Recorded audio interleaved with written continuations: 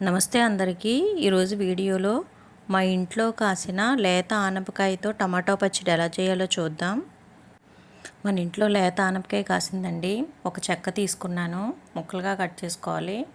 ఒక 12 పచ్చిమిర్చి తీసుకోవాలి. 3 టమాటాలు ముక్కలుగా కట్ చేసుకోవాలి. చాలా బాగుందండి, ఆనపకాయ లేతగా ఉండటం వల్ల పచ్చడి. ఒకసారి ట్రై చేయండి.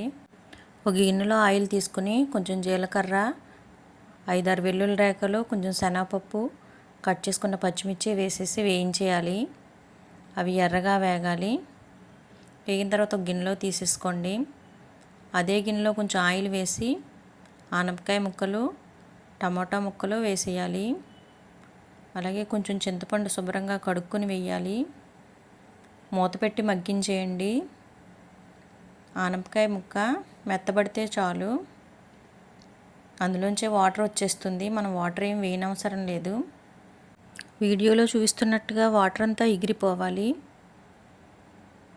తర్వాత మనం వేపుకున్న పోపు దినుసులు మిక్సీలో తీసేసుకొని తగినంత సాల్ట్ వేయాలి. 2 టీ స్పూన్స్ నువ్వుల పొడి వేసుకోవాలి. మిక్సీలో ఆడేయండి. తరువాత టమాటా, ఆనపకాయ ముక్కలు వేసేసి గ్రైండ్ చేసేసుకోవాలి. పల్స్ మోడ్లో ఆడండి. వీడియోలో చూస్తున్నట్టుగా ఆడుకోవాలి. కొంచెం పంటికి తగులుతూ ఉండాలండి ముక్కలు, బాగా మెత్తగా ఆడేయద్దు. ఒక గిన్నె తీసుకుని పోపు పెట్టుకోవాలి. కొంచెం ఆవాలు, జీలకర్ర, శనగపప్పు, కరివేపాకు, ఎండుమిర్చి వేసేసుకుని వేయించిన పోపును పచ్చడిలో వేసేసుకోవాలి. యమ్మీ యమ్మీ ఆనపకాయ టమాటో పచ్చడి రెడీ అయిపోయింది.